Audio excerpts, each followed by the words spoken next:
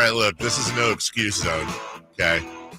I mean, UC Davis fell to Cal over the weekend. Yeah. Now, I instinctively want to be like, well, come on, man, it's Cal. That's a huge – No, but Davis had the lead. They were playing well at one point. I get it. I understand. And this – look, you know what's not welcome in Shredville? Excuses. That's right. That's not what we do. But we do love speaking each and every week, and he's so kind to give us his time this early each and every week. UC Davis head coach Tim Plough joins us. Coach, it's Dave. It's Jason. Good morning, sir. Boys, how are we doing this morning? Doing good. Yeah. How's Shredville? Shredville's great. We came up a little short this week, but like I said, no pats on the back. Mm-hmm. We'll reconvene this week and take a swing back at home. Hopefully, get back to the winning ways. Yeah. So I know you're. That's what you're going to do. You got your home opener. You got to look forward. But at what point, Coach, do you also look at a game like that and go, okay, we're playing up. We're playing a very good team, obviously a program you know well. You're ahead at one point of the game. You probably should have had a larger lead. Is there some of you that thinks, man, a few things here and there, and that game could have been completely different? No doubt. You know, our game plan was to kind of sit on the ball, and you know, you're playing a team up a weight class like that. Last thing you want is for them to get 100 plays and just to wear you out. So we were going to slow it down and just try to stay in the game as long as we could. We were doing pretty well. I think they only had 20 plays of offense in the first half, and I think we had like 50. And we just couldn't capitalize on a couple situations. In our third quarter, we really played poor, and they kind of ramped it up. But yeah, there's definitely a small part where like, hey, we hung in there with a bigger team, but you know, that's also a game we felt like we could have won. So I think we're a little bummed out on Sunday about that, but moved on, ready for the next game. Coach, and I'll kind of piggyback on that. You sort of kind of answered it there, but before I even asked, just that's a huge program. And not that UC Davis is some tiny little rinky-dink program, but how do you balance as a coach the psychology of, you know, hey, look, we hung with these guys. We had the lead. You know, they had to have a good second half. We were on the road. And also, guys, I want you to believe that you can beat these teams, and we have a whole season left. How do you balance the psychology of the locker room? I think I was feeling out those guys after the game. I know that they know the situation, right? We talked about it before the game, you know, a week in advance, like, hey, we all know what this game is. They're paying us money to play the game. You know, we're the underdogs. Probably shouldn't win on paper, but I also want them to like understand that we're trying to win every game, and we're going to do everything we got to do to try to win that game, whether we're playing the 49ers or the Bears or Texas A&M Commerce, knowing that we might have an uphill battle in some, but when we don't win the game, you know, let's still come back and, you know, examine why we didn't win. Hopefully we can fix those things so that, you know, the next game we don't repeat that and we do win, you know. You know, it's funny you mentioned that. I know to media and to fans it matters, but to coaches and to players, is there a little bit of extra motivation that you might exercise when you are being paid to play a team, when they're expected to win, and you guys are the Washington Generals going in there to get paid, little old college rolling in, easy win. Is that something that matters to you guys on the bulletin board side, or do you tend to ignore it?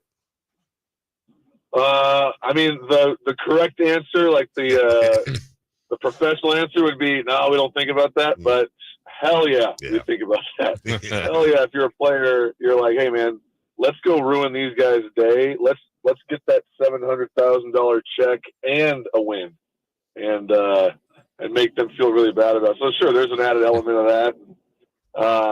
But you know, I think the big thing for us was, I think we realized we're a talented team, made too many mistakes. So let's just make sure we don't do that, you know, again going forward, so we can hopefully, as we're learning as the season goes, you know, we always say you're either winning or you're learning.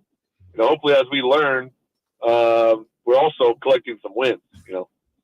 Coach, it's such a small fraternity, the coaching industry, and for you to have your first head coaching game against, you know, just a friend, someone you worked with, and you're going to come across this as you continue your career. It's going to happen, and there'll be some games you maybe don't know someone on the other side. But how interesting of a wrinkle was that? I saw your pregame, embrace on TV and just different things like that.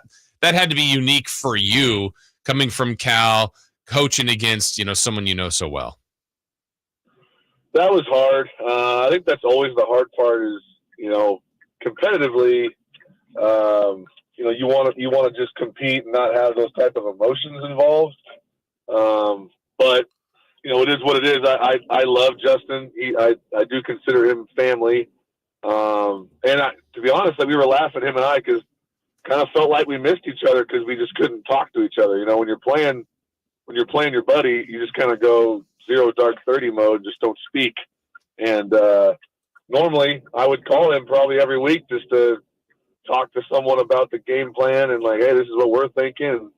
And, he would probably do the same thing. So that was the bummer. We laughed about that and just kind of told each other like, let's get this one over with, and then we can go back to being friends again. And I love him. I continue to look up to him, and I really hope that the Bears have a great season because no one deserves it more than Justin. That's UC Davis head coach Tim Plough joining us as he does each and every Wednesday. UC Davis, the Aggies in yards, in first downs, in time of possession, all beat Cal on all those stats. There's obviously some positives to take, and you guys have a home and opener. The season does not wait on anyone. Texas A&M Commerce coming in. So how do you roll out of an opening year loss per se, and then just make sure these heads are straight for this match? Hopefully we're teaching these guys that every game is unique. Every game's got its own, story to tell, and you really got to be process oriented. That's kind of the whole Jim Soker, motto of just detach from results, find joy every day. We can detach from results if we just focus on the process it takes to being a really good team.